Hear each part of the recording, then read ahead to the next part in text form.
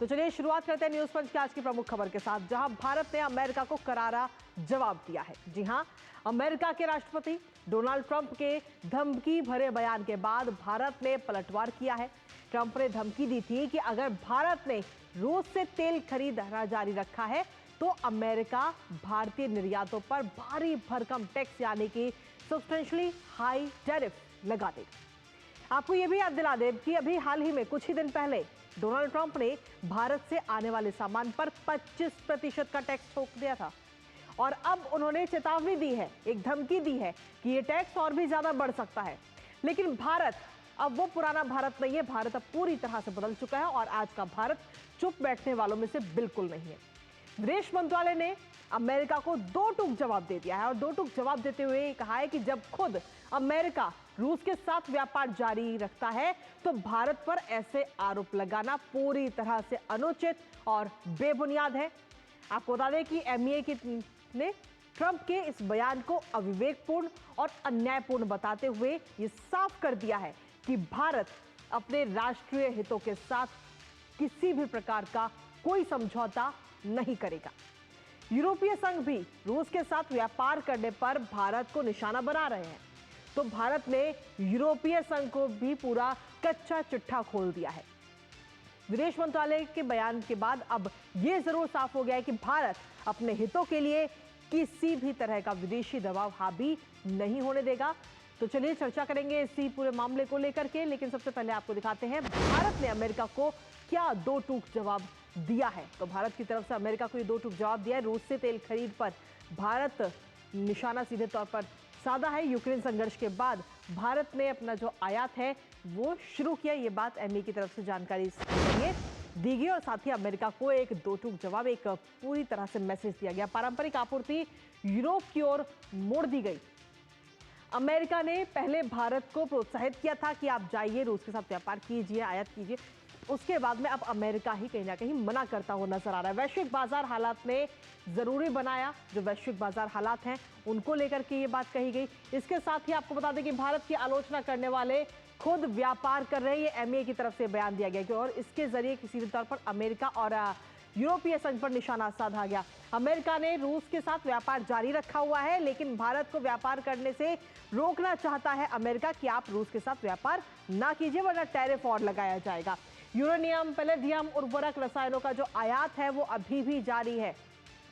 भारत के विपरीत उनका व्यापार राष्ट्रीय बाध्यता नहीं है।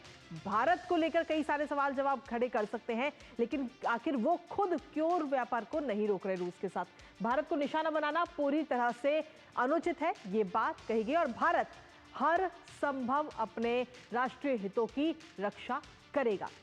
लेकिन इसके साथ ही जहां यूएस को, अमेरिका को ये दो टूक जवाब दिया गया, इसके साथ ही यूरोपीय संघ का भी पूरा चिट्ठा खोला गया है भारत की तरफ से, जहां आपको बता दें कि ईयू का रूस से जो व्यापार है वो भी जारी है और ऐसे में साल 2024 में ईयू और रूस व्यापार 67.5 अरब यूरो तक पहुंचा था और उससे पहले साल 2023 की अगर हम बात करें तो 2023 में सीमाओं का जो व्यापार है वो 17.2 अरब यूरो था।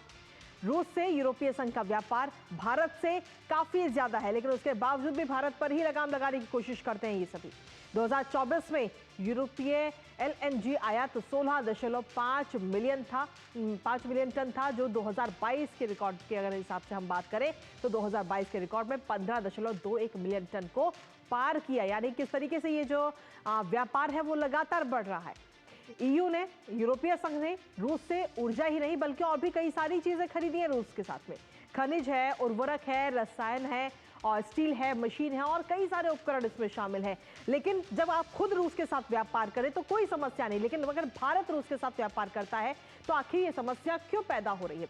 लेकिन इसी के साथ बीते कल की अगर हम बात करें तो एस जयशंकर एक कार्यक्रम में शामिल होते हुए नजर आए और उन्होंने सीधे तौर पर इस कार्यक्रम में शामिल होते हुए निष्पक्षता पर जोर दिया। उन्होंने कहा कि भारत चाहता है कि निष्पक्ष और समावेशी वैश्विक व्यवस्था हो, सिर्फ कुछ देशों का प्रभुत्व बिल्कुल नहीं चलेगा। ये बात डॉक्टर एस जयशंकर करते हुए नजर आए। इसके साथ उन्होंने कहा कि हर देश को समान प्रतिनिधित्व मिलना चाहिए। आखिर प्रतिनिधित्व सिर्फ एक देश के पास में क्यों है। हम अनिश्चित और जटिल दौर में इस वक्त जी रहे हैं और ऐसे में चाहिए कि राजनीतिक और आर्थिक पुनर्संतुलन की दिशा सभी को चाहिए। कुछ देशों की मर्जी नहीं, लेकिन सबका सहयोग इसमें बहुत ज्यादा जरूरी है। ये बात एस जयशंकर की तरफ से बीते कल एक कार्यक्रम में शामिल होते हुए कही गई। हमारे साथ हमारे सहयोगी अखिलेश सुमन इस वक्त जुड़ गए हैं, सीधा उनका रुख करेंगे ताजा अपडेट के लिए। अखिलेश, सीधे तौर पर अगर हम देखें तो चाहे यूरोपीय संघ हो या फिर अमेरिका हो, भारत और रूस के जो आपसी रिश्ते हैं वो काफी मजबूत हैं और उसी को लेकर व्यापार भी हो रहा है। और कहीं ना कहीं ये व्यापार जो है इस वक्त कई देशों के आंखों में खटक रहा है और इसीलिए वो इस व्यापार को रोकना चाहते हैं। अखिलेश, देखिए, निश्चित तौर पे जब यूरोप या अमेरिका जब अपने संकटों से गिरते हैं तो वो दुनिया के अन्य देशों पे कह सकते हैं कि वो जिम्मेदारी डालने की कोशिश करते हैं। ये जो रूस और यूक्रेन का संघर्ष है, ये रूस और यूक्रेन का संघर्ष कोई भारत ने नहीं शुरू किया, कोई किसी अन्य देश ने नहीं शुरू किया। यह शुरू किया गया था दरअसल यूरोप और अमेरिका की तरफ से ही, और वे चाहते थे कि नेटो का केंद्र बनाएंगे यूक्रेन में, और नेटो का अगर केंद्र बनाएंगे तो उसके बाद रूस के सामने ये विकल्प था कि वो किस तरीके से इसे डील करे। रूस ने इसको डील करने की एक तरीका अपनाया जिससे भारत को कोई मतलब नहीं है। भारत का सिर्फ ये मतलब है कि भारत की अपनी जो अंदरूनी जरूरतें हैं वो अंदरूनी जरूरतें पूरी होनी चाहिए।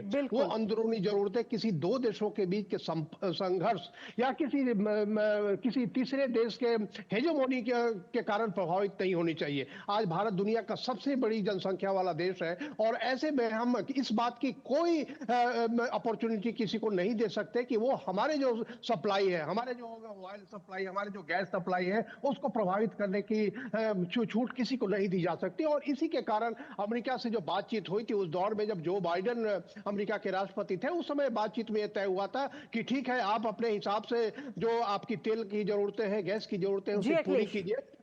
तो उसी हिसाब से भारत कर रहा था। आज दावा किया था कि एक फोन करेंगे व्लादिमीर पुतिन को और उसके बाद यूक्रेन संघर्ष खत्म हो जाएगा, लेकिन अब उसमें वो सफल नहीं हो पा रहे हैं। इसी फ्रस्ट्रेशन में अन्य देशों पे जिम्मेदारी डाल रहे हैं, जिसके बारे में भारत ने यह कह दिया है कि आप महाशय हमसे ज्यादा ट्रेड कर रहे हैं, यूरोप हमसे ज्यादा ट्रेड कर रहा है रूस के साथ, और अगर आप तो क्या, अमेरिका तो वहां का सेंसिटिव जो टेक्नोलॉजी है, अमेरिका न्यूक्लियर जरूरतों के लिए रूस से सामान आयातित कर रहा है।